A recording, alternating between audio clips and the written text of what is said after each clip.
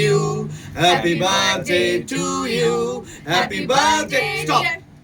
Deer car, সেই যে জিনিসটা, স্যার কার জন্মদিন পুরো ব্যাপারটা এবার আপনি পুরোটা বলে দিন। ওয়েল, তোমাদের ইনফরমেশনের জন্য জানিয়ে রাখি, আজকে হচ্ছে আরবিআই এর জন্মদিন। হ্যাঁ, ঠিকই শুনছো, আরবিআই মানে রিজার্ভ ব্যাংক অফ ইন্ডিয়া 1935-এ 1 এপ্রিল আত্মপ্রকাশ করেছিল আমাদের ব্যাংকিং রেগুলেটর হিসেবে।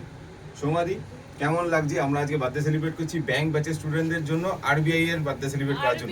আরবিআই একটা আলাদাই জায়গা, কারণ আরবিআই এর চাকরি যদি বলা হয় সেটা ব্যাংকিং অ্যাসপিরেন্টস এর কাছে একটা স্বপ্নের মতো। কয়েকদিন আগে আরবিআই অফিস অ্যাটেন্ডেন্টের নোটিফিকেশন এসেছিল, তার পরীক্ষাও হয়ে গেছে, এবং আরবিআই অ্যাসিস্ট্যান্টের নোটিফিকেশনও চলে এসেছে, তার পরীক্ষাও সামনে 11 এপ্রিল। তো যারা আরবিআই এর জন্য প্রিপারেশন নিচ্ছ, তোমাদেরকে বেস্ট অফ লাক। এই যে ছোট ছোট জিনিসগুলো, সেগুলো কিন্তু তোমাদের ব্যাংকিং অ্যাওয়ারনেসের ক্ষেত্রে খুব বেশি লেভেলে কাজে লাগে, তাই সেগুলোকে মাথায় রেখো। এবং আরবিআই সংক্রান্ত আর দু একটা ইনফরমেশন স্যারকেই বলবো, স্যার যদি একটু দিয়ে দেন। Well, first of all, RBI যখন তৈরি হয়েছিল একটা প্রাইভেট এন্টিটি হিসেবে এসেছিল। 1949-এ এটাকে একটা ন্যাশনালাইজড ব্যাংক হিসেবে আনা হয় এবং পুরোপুরি আমাদের দেশের সমস্ত ফরেক্স ট্রানজাকশন থেকে আরম্ভ করে রিজার্ভ মেনটেন করার কাজ কিন্তু আরবিআই করে থাকে। আমাদের চ্যানেলটা তোমরা ফলো করতে থাকো।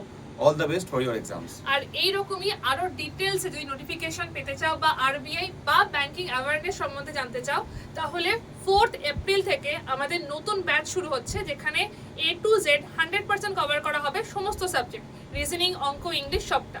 এবং এখন জয়েন করলে ডাবল ভ্যালিডিটিও পেয়ে যাবে, তাই ঝটপট করে জয়েন করে যাও। Best of luck.